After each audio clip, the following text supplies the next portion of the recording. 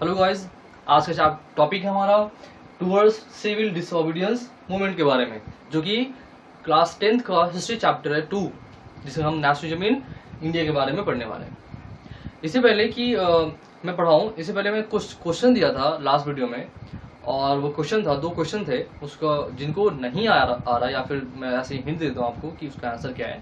तो पहला जो क्वेश्चन था कि what is the meaning of Swaraj for T workers, जो प्लांटेशन जो कर रहे थे, वर्कर्स जो कर रहे थे असम में, उनके लिए स्वराज का मतलब क्या था। तो स्वराज का मतलब था कि वो चाहते थे कि जो एक इनलैंड इमिग्रेशन एक्ट के तहत जो बताया गया था कि जो वर्कर्स को परमिशन नहीं मिलेगा जाने के लिए, उनको परमिशन लेना पड़ेगा और वहीं पे रहना पड़ता था, वो चाहते थे कि फ्रीडम मिले उनके साथ, और साथ ही साथ ये भी चाहते थे कि जो उनका जो वेजेस है वो बढ़ जाए, जो उनके साथ जो एक्सप्लॉयटेशन होता है वो खत्म हो जाए, शोषण होता है वो खत्म हो जाए, इसके बारे में था।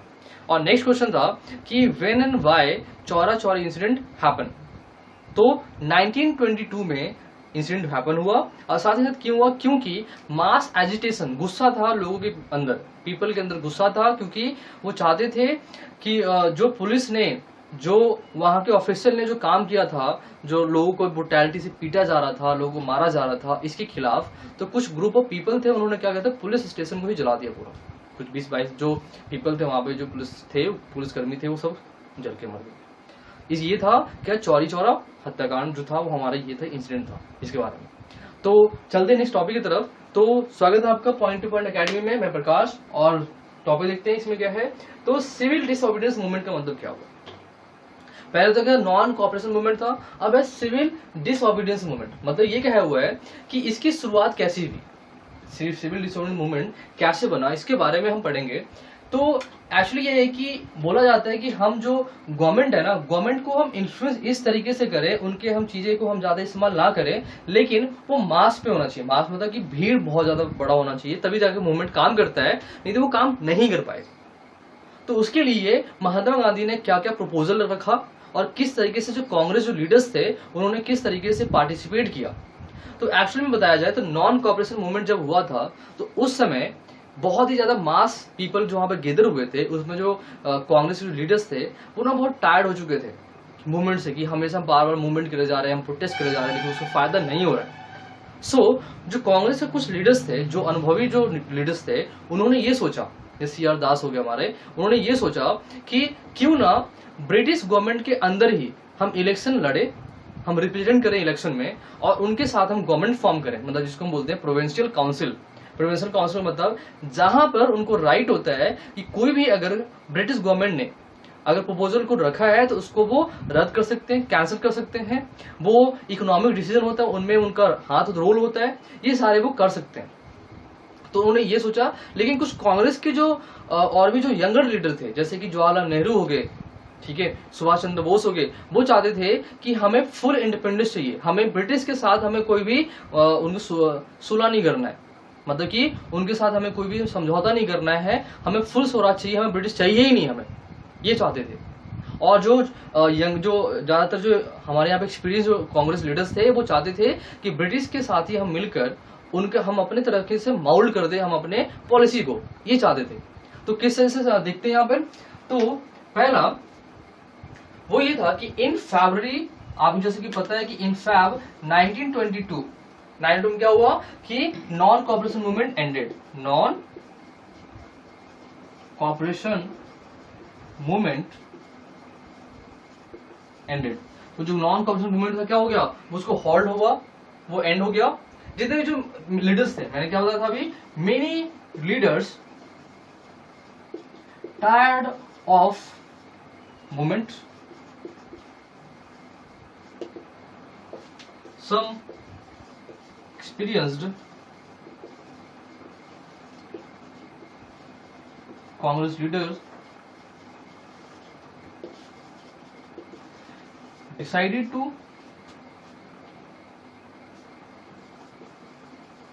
participate in election। वो इलेक्शन में करना चाहते थे, जिसको हम बोलते हैं प्रोविंशियल काउंसिल की तरफ, जो कि गवर्नमेंट ऑफ इंडिया एक्ट की तरफ, गवर्नमेंट ऑफ इंडिया जो एक्ट है उनके तहत इंडियन पीपल को ये अधिकार मिलता है कि आप इलेक्शन में आप रिप्रेजेंट हो सकते हैं। इसके लिए किसके लिए इलेक्शन में रिप्रेजेंट होना चाहते थे? To suppress the decision taken by British government. जो भी ब्रिटिश गवर्नमेंट डिसीजन लेता है उनको क्या कर दिया जाए? सप्रेस कर दिया जाए। तो सप्रेस करने के लिए कुछ लोगों ने सोचा कि इस तरीके से हम कर सकते हैं, लेकिन younger leader like Jawaharlal Nehru,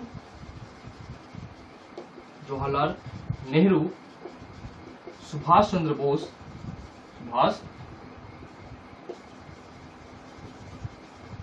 Bose wanted full freedom. क्या चाहते थे वो? वांटेड फुल इंडिपेंडेंस चाहते थे, फुल फ्रीडम चाहते थे, है ना।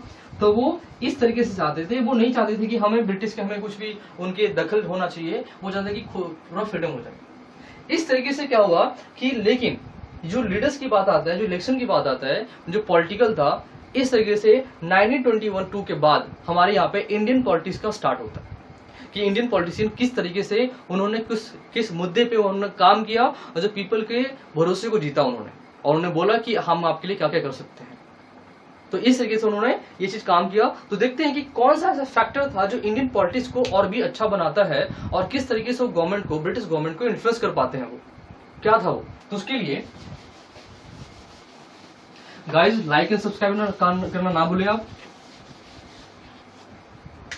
तो क्या था वो? टू फैक्टर्स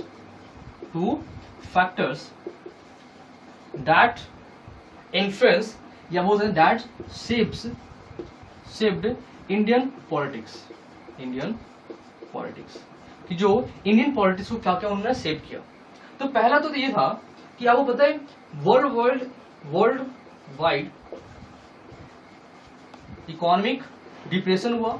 इकोनॉमिक डिप्रेशन का मतलब होता है कि इकोनॉमिक ठप पड़ जाना।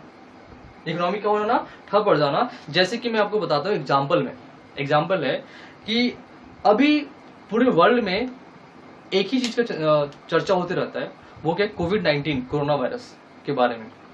तो आपको पता है कि ऑब्वियस सी बात है, हमें सोशल डिस्टेंसिंग रखना चाहिए और इसी से हमें भलाई भी है हमारा।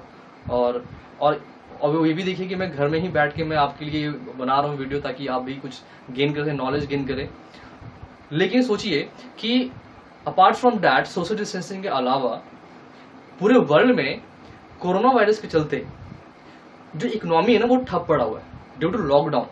हर एक कंट्री में क्या है? लॉकडाउन है, और हमें लॉकडाउन का सपोर्ट भी करना चाहिए। ऐसा नहीं है जिंदगी का तो बच जाएगा ना, तो हम तो इकोनॉमी तो संभाल ही लेंगे, अपना इकोनॉमी तो हमारा संभाल जाएगा, लेकिन अगर जान ही नहीं रहा तो कैसे संभाल पाएंगे?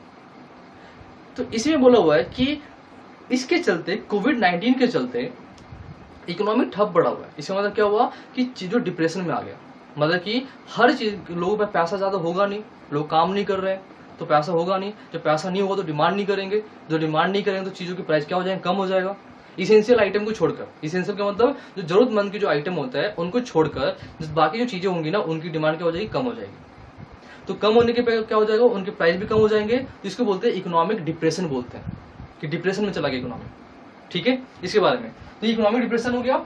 लेकिन इकोनॉमिक डिप्रेशन से क्या फर्क पड़ा? तो एग्रीकल्चर जो प्राइस था, एग्रीकल्चरल गुड्स, इनके क्या थे? प्राइस फॉलन, प्राइस गिर गए। ठीक है। एक्सपोर्ट क्या हुआ? Export decline. एक्सपोर्ट का मतलब क्या हुआ कि हमारे कंट्री से बाहर किसी और कंट्री में जाना, तो एक्सपोर्ट क्या हुआ? डिक्लाइन हो गए। फार्मर्स या फिर पीजेंट्स बोल सकते हैं, peasants had difficulty in selling products. जो उनका जो प्रोडक्ट था वो बाजार में वो सेल नहीं कर पा रहे थे, जिस कारण से क्या था कि ऑब्वियसली बात है, ये सारा कुछ होगा तो फार्मर्स के पास तो कुछ बचेगा नहीं, उनके पास तो और भी कोई जरिया नहीं कमाने का। तो ये इस कारण क्या हुआ कि उनका लॉस होना शुरू हो गया। अब क्या हुआ कि हमारे यहाँ पे जब टू शेप इंडियन कॉन्स्टिट्यूशन को सेव करने के लिए, या हम बोल सकते हैं हमारा जो संविधान है, उन संविधान को बनाने के लिए, सेव करने के लिए, और साथ ही साथ और answer the question of nationalist movement, nationalist movement के आंसर के क्वेश्चन देने के लिए ब्रिटिश ने क्या किया? तो ब्रिटिश ने एक तरीका अपनाया, उन्होंने एक कमीशन को बैठाया, एक कमिटी बिठाई। उस कमिटी का नाम था sir John Simon, statutory commission बोलते हैं जिसको हम, साइमन कमीशन के नाम से वो फेमस है। क्या? तो हम उसको बोल सकते हैं क्या? Simon commission. उन्होंने सेटअप किया साइमन कमीशन। इस साइमन कमीशन में एक खास बात पता है क्या है? खास बात ये कि all are British, all are British. सोचो कि हम इंडियन कॉन्स्टिट्यूशन को सेव किया जा रहा है, इंडियन कॉन्स्टिट्यूशन बनाया जा रहा है, और उसके लिए क्या था कि कोई भी इंडियन नहीं था उसके अंदर। जब इंडियन नहीं था तो जब ये ऐसा कुछ बनाया उन्होंने, ब्रिटिश ने बनाया, ब्रिटेन में एक चीज बन के तैयार हुई, तो तैयार होती है तो क्या हुआ, क्या असर पड़ा? तो असर पड़ा ये कि मैं इसको थोड़ा सा रफ कर रहा हूं, मैं इसके बाद फिर चलते हैं। असर क्या पड़ा? जितने ब्रिटिश थे, ब्रिटेन यहां पर थे,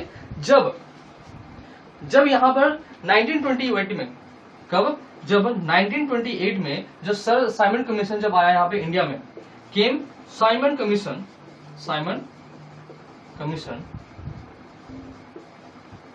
केम इन इंडिया। अच्छा, एक और क्वेश्चन है आपसे, मैं अभी पूछ रहा हूं मैं, कि साइमन कमीशन क्यों बोलते हैं? क्योंकि इसका जो हेड था ना, वो कौन था? Sir John Simon. इस साइमन कमीशन के हेड कौन था? Sir John Simon. That's why इसको हम साइमन कमीशन के नाम से जानते हैं। ठीक है, तो जब इंडिया में आए तो उनको एक नारे से उनको बोला गया, गो बैक साइमन। क्यों? क्योंकि इसके अंदर कोई भी इंडियन था ही नहीं। जब इंडियन नहीं था तो उनको बोला गया यहां से चले जाओ, उनको ये बोला गया। ठीक है, फिर इन सबको बचाने के लिए जो हमारे आयरविन थे, Irving and viceroy called for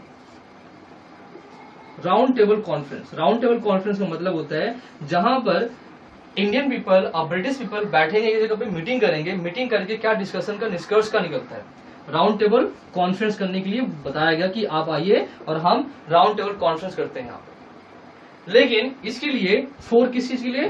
for future constitution के लिए, कि हम फ्यूचर में हमारा कॉन्स्टिट्यूशन कैसा बनेगा, इसके लिए बोला गया। लेकिन जो हमारे गांधी जी थे, जो कांग्रेस लीडर्स थे, उन्होंने मना कर दिया कि हमें कोई भी डिस्कशन नहीं करना इसके बारे में, क्योंकि साइमन कमीशन के अंदर कितने भी सबके सब ब्रिटिश थे। जब इंडियन कॉन्स्टिट्यूशन बना रहे हो तो अभी इंडियन को लो ना, इंडियन थे ही नहीं उसके अंदर कोई भी, ऐसा था। सो जब उन्होंने ये कॉन्फ्रेंस को मना कर दिया, तब क्या हुआ? फिर मना करने के बाद उन्होंने अपने आप को बोला, दिसंबर की बात ऐसा है कि डेक 1920 की बात है, दिसंबर 1920 में कांग्रेस डिक्लेयर्ड पूर्ण स्वराज उन्होंने डिक्लेयर किया। उन्होंने बोला कि ब्रिटिश के खिलाफ एक मोर्चा निकाला कि अब हम आजाद हो जाएंगे। क्या उन्होंने बोला? उन्होंने बोला कि 26 जनवरी 1930 वुड बी सेलिब्रेटेड एज क्या? Independence day.